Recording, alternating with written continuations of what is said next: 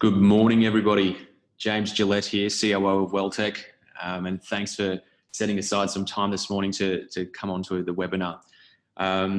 Look, it's been one of the very anticipated webinars which we're introducing into our series here, which really is an exciting time for wellness at the moment as we have a shift towards the quantified self.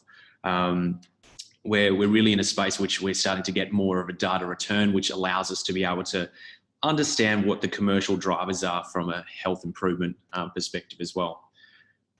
This morning, we're going to have Andrew Kerekes, who's WellteQ's Chief Data Officer, join and also talk through each of the, what are the key drivers towards driving an ROI.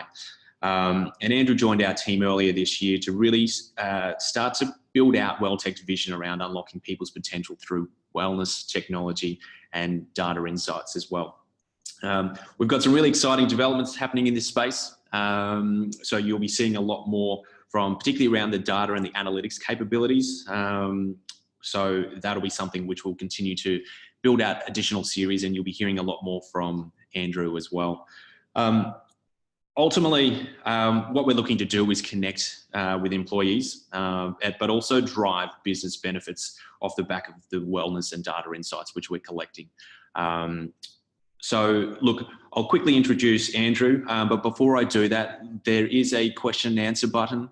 We will be allowing 10 minutes at the end of the webinar for you to have all of those questions answered. If we don't get through to you within the particular time frame, we will take those on board and be sending out an email through to everyone who's come on this morning to have those questions answered. But without further ado, I'd like to introduce Andrew to the call. Bit of background on Andrew. So Andrew has a degree in behavioural science, spent a time doing qualitative and quantitative market research, moved into actuarial risk management in finance and in the insurance sector. Then also had a little stint over in the UK building out GE's loyalty and rewards platform. So working with some of the largest brands around the world with Debenhams and Harrods. In the last 4 years, he's really focused on wearables based analytics. He calls himself a biometric hacker in his pastime. So without further ado, I'd like to hand over to Andrew and for you to take it away this morning. Great, thanks very much, James. Can you hear me okay? Sure can. Right. All right. Wow, how did I end up in wellness? It's been a very interesting journey, and I think that what this series hopefully does is give you the opportunity to understand that analytics is pretty much the hottest thing in town at the moment, big data, AI, but really I want to make sure that we understand that it doesn't have to start there, and you don't have to have perfection to start to link what we're doing with commercial benefit. And we're going to go through a few steps to see what that looks like. So the first thing is, if we look at where we went with the white paper we put out recently, we started to say, look, can we change behaviour? And understanding if we can change behaviour is obviously an important part of the wellness proposition.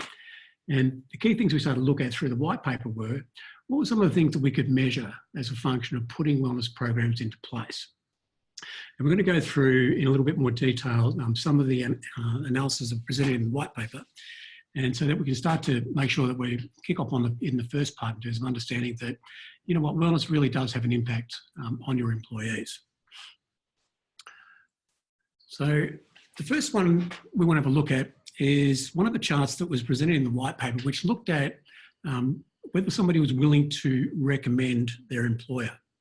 And this chart basically looks at the measures of people's preparedness to recommend their employer before a challenge and after a challenge. And so this is part of a 12-month program. And this was after the first 6-week program that was run. And what this chart does is says, okay, if I look at my ratings before the challenge began and then after the challenge began, the yellow dots here represent the people whose rating didn't change. The blue dots are the ratings whose people went up, and the red dots are the ratings of those people whose ratings went down, comparing before and after. Now, one of the important things is that if we look at this figure of here, it's 44% of the respondents basically rated their employee higher after the challenge. And the other thing we want to look at is that it's the pattern of where those changes occurred. And you can see that these people were rating their employee at 1 or 2 before the challenge started, and they were up at around 4 after the challenge finished. So not only did it drive engagement, it drove engagement amongst those who were the least engaged. And when you think about it, it makes sense in terms of if an employer is sponsoring wellness into my business, then really they're demonstrating what I care about you. And we see that reflected in the changes here in terms of engagement. So, does it change my perception in terms of engagement? Yes, it does. And then we want to have a look at what about in terms of my actual behaviours. So what this dashboard does is it looks at a few different metrics. And so we look at engagement, productivity changes, behaviour changes, nutrition changes. And this data is all on self-report. So the first thing is we looked at the orange bars are the scores, average scores across this particular employer before the challenge commenced. And the blue circles are the average scores after the challenge completed. And so what we can see is that, in terms of recommending my employer, whether I've got some resilience and I feel like I can bounce back fast, how effective I think I am at work, how I perceive the work effectiveness of others, we can see that all of those measures went up, and you can see here the percentage that they went up by. So that's a pretty good set of outcomes on the basis of the first wellness challenge run in a business. We can also see that the things we wanted to go down went down. So stress at work went down, stress at home went down by 14 and 20%. And these are pretty good findings in terms of some of the things that, I feel as an individual.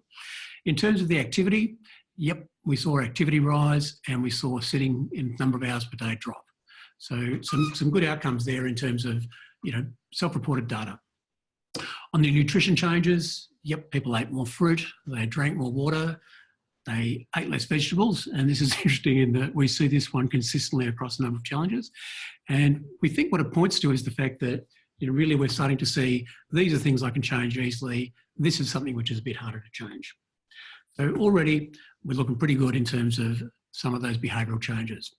And I guess these are the things that, are pretty corroborative evidence of what impact wellness programs are having on employees in the business.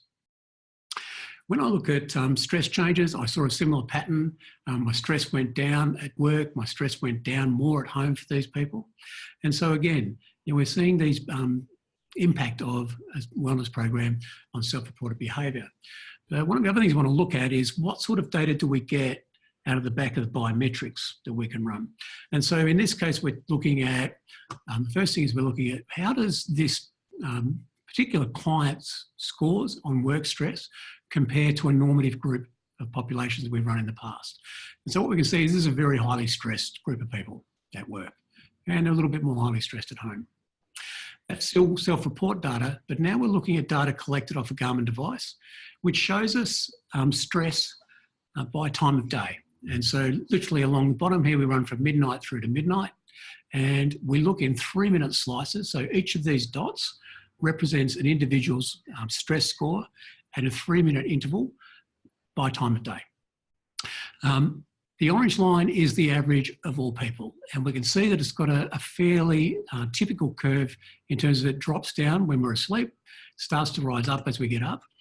It's a little bit atypical through here though, in terms of we've got this double peak and then it starts to drop down again. So that normal diurnal cycle should follow that type of pattern.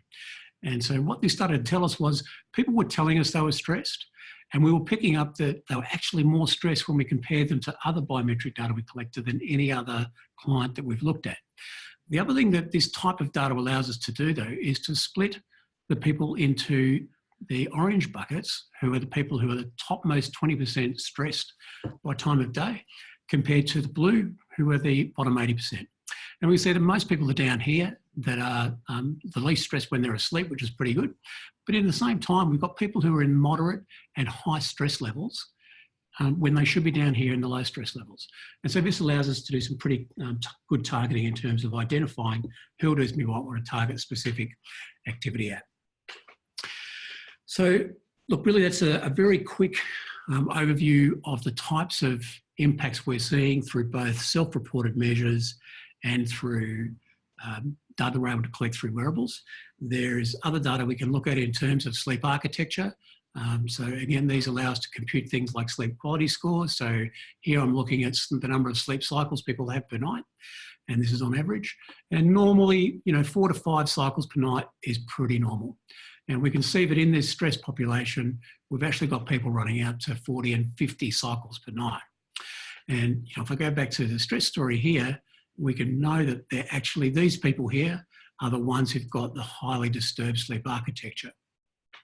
We can look at the ratio of deep light sleep, and we can look at the ratio of time spent awake per night. And these are all fairly important metrics in terms of sleep quality. And again, if we've got a very low sleep quality score, we know what we need to target in terms of messaging and content. Down the bottom here, we just looked at the number of sleep cycles by BMI, and we can see that there's a trend towards having higher sleep cycles in light sleep, deep sleep and awake sleep if you are higher on BMI. So that's kind of like our first pass at looking at what type of measures can we track in terms of behaviours in the organisation. And look, it makes a lot of sense. If we put wellness programs in place, then we can start to track the differences. And it's not too much of a stretch to go from looking at this type of analysis and saying, if I can improve people's stress, if I can improve their productivity, if I can improve their engagement, then there really is a link back to ROI. And so that's our first step towards knowing what we want to do. The last step we want to have a look at is this one, which just shows a profile of where the client is against some of the normative data again. And we can see here that their profile is in this overweight and obese range. So pretty much we know that we've got an issue in terms of body composition.